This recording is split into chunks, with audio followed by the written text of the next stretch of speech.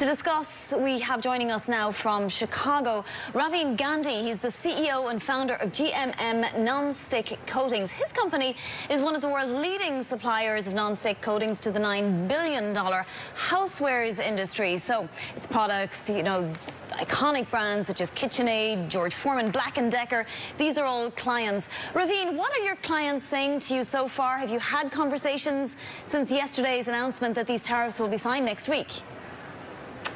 Everyone is just basically a little nervous. I think that people on my client side have gotten used to the fact that the president sort of tweets one thing and then maybe he backs off on it, and there's a general sort of fly by the seat of your pants aspect to his policies writ large. So everyone's nervous. If these tariffs do indeed go into effect as they have been outlined, 25% on steel and 10% on aluminum, how does that impact your business in the immediate term? Well, in the immediate term, my company supplies pretty much every iconic brand, as you've mentioned, which is at Walmart and Bed Bath & Beyond and Target, and people cook on these things. And I think the last thing people want in this country is a price increase. So I'm really hoping that by next week, maybe he backs off on these things. But, if the skillet that you're cooking on starts to cost a lot more just because it happens to be made in China, that's pretty unfair to the American consumers, because nobody wants price increases. And I think that this globalism has become such a bad word in the Trump administration. But the fact of the matter is, it's good for the producing country and it's good for the using country, because it increases demand and shifts the demand curve to the right. Explain that a little more to us. Talk to us about your supply chain, for example. So you use steel that's sourced elsewhere and aluminum perhaps that's sourced elsewhere for your goods. Is that what happens? Well, what I make is the actual coating that goes on the pan, which is made in Asia, which uses aluminum, which uses steel. All of that gets sent back to America. 90% of my entire industry is actually sourced between China and Mexico. And the reason that's the case is because the American consumer has said, we don't want to pay higher prices than we need to. That's why this entire industry has basically been offshored. And the president is not a fan of that. But until the president figures out how to change something called capitalism, I don't think that that's going to change, because people want low prices in America.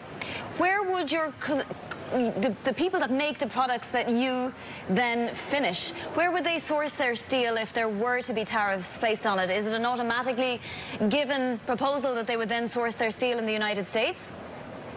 I mean, that would be an egregious price increase for them, probably, just because I believe that China is one of the most efficient producers from a cost perspective. But if that actually were to happen, I think it would be just a debacle. And if that, spiraled out of control to an actual trade war, that would just be such a unbelievable mess. So I actually don't even know what would happen. And I'm assuming that's not actually going to be the case, but, that's where I am right now. I mean, collateral damage is a problem here as well. Canada is one of the major, people that we trade with when it comes to these metals. Have you got Canadian customers, and what are they saying to you? Yeah, we do supply into Canada, and I think that there's a little bit more comfort in Canada just because the president doesn't make them as much of a bad guy as he does, for instance, in China and in Mexico. But given what he talked about doing, with the Canadian drug makers, everybody knows that this president is kind of a wild man, and I think he likes that view. He likes to be seen as this master negotiator, and he just tweets one thing and he backs off on it. But, I don't know how sophisticated that strategy really is, and I think everybody around the world in Canada and elsewhere is just kind of going, let's wait and see. Let's wait and see. He's really good when the cameras are on and he says something, but then, a lobbyist goes into the Oval Office and the last person who talks to him kind of changes his mind. And everybody is hoping that by next week, there's a lot more articulation and clarity on where this metal policy is actually going to land. So uncertainty is definitely one of the issues. Talk to us about just general steel production dynamics anyway. I mean, it's changing around the world. Even China is, over capacitated, if you like, and there's, the fear that there might be a war, as Mark was saying earlier, a trade war within Asia itself, because China is moving on to higher value products at this point. Yeah, I mean, a trade war, it would be an absolute economic catastrophe. And I just can't believe that the president, obviously, he's seen a big bump in the market since his tax plan was enacted for the last year. Let me interrupt you here, because this isn't about the president. I'm talking about China and Asia getting into a sort of a race to the bottom within itself. I mean, it's one thing the U.S. putting tariffs on steel and aluminum, but there are issues to do with this industry globally anyway, right?